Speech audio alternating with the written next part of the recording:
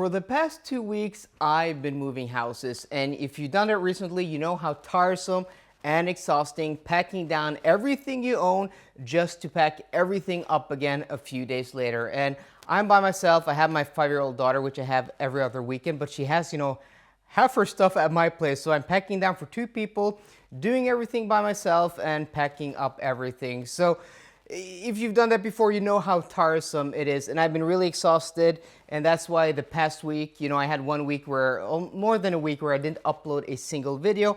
And that is because but I have, a lot of videos filmed. So I have a backlog of videos that are going to be uploaded. And that brings me to today's video because something terrible happened and I'm so exhausted and so tired.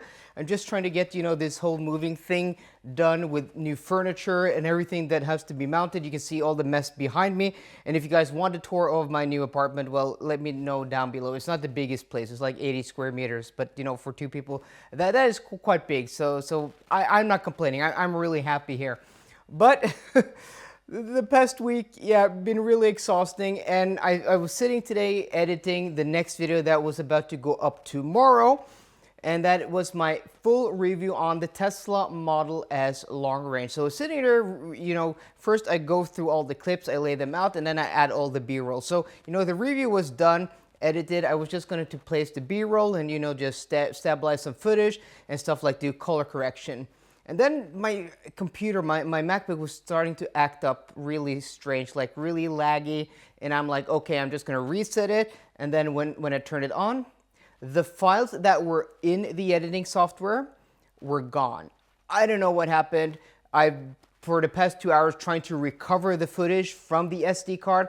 I use a really good recovery program because this isn't the first time I have lost footage. If you've done video editing before, things get lost. Files do get corrupted, but I tried recovering it twice and I haven't been able to find the files. And now I'm just sick and tired because I've been spending a whole day, and tomorrow I'm actually off to film an awesome video with Volvo Christian where he has the Ioniq 6 all-wheel drive. We're going to do a race against my Taycan Cross Turismo from Oslo to Gothenburg and back again. So don't miss that video. It's going to be maybe out this weekend now in Easter. But yeah, so I don't have time to, sit the whole day. So I don't know, maybe that footage is lost.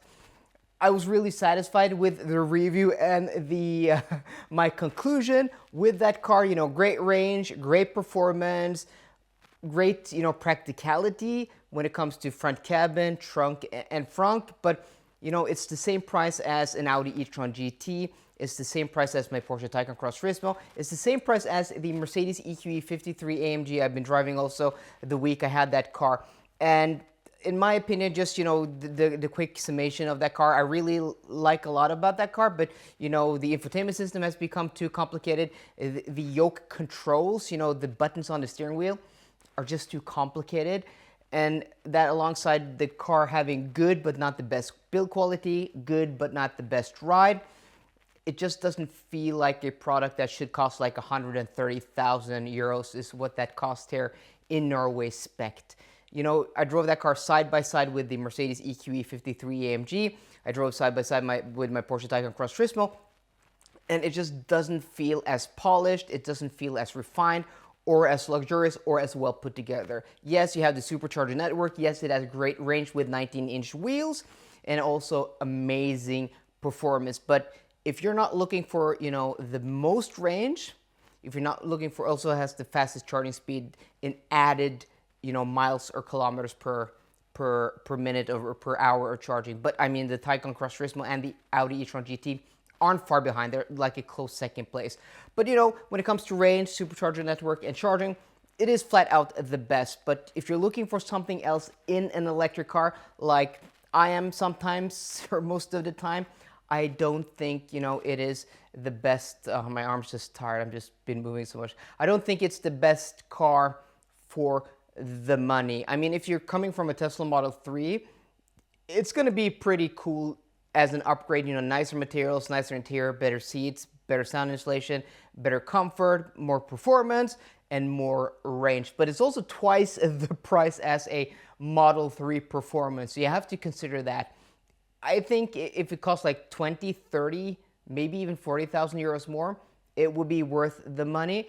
And I know there is a price cut stateside, but we haven't gotten that in Europe yet. But the price cut isn't significant enough. So it's a good car, you know, in isolation. If you go from a Model 3 or anything cheaper and then you hop into that car, I think you're going to be impressed. Like, you're going to be, wow, this is nice. But if you're used to driving other cars at that price point, Porsches, Audis, Mercedes, you're not going to be impressed. It's a bit lackluster, and also it lacks personality. You know, I was describing it to a friend of mine, and he's like, how's the Tesla Model S long range? And I'm like, yeah, it's a car.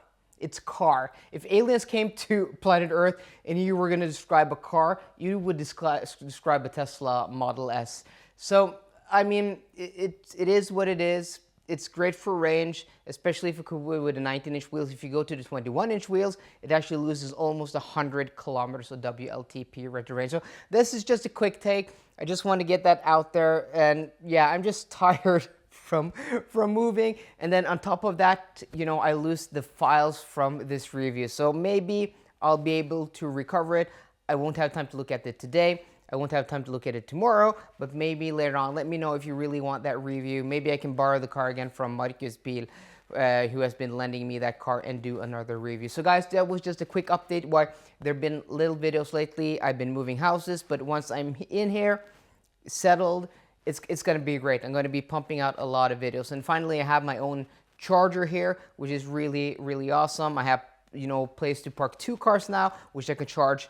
Yeah, it's pretty awesome. So I'm gonna stay here for a while, and hopefully it's gonna be really, really good. So guys, I hope you enjoyed today's video. If you did, please drop me a thumbs up down below, and for more car content, as always, please subscribe. See you guys later, and goodbye.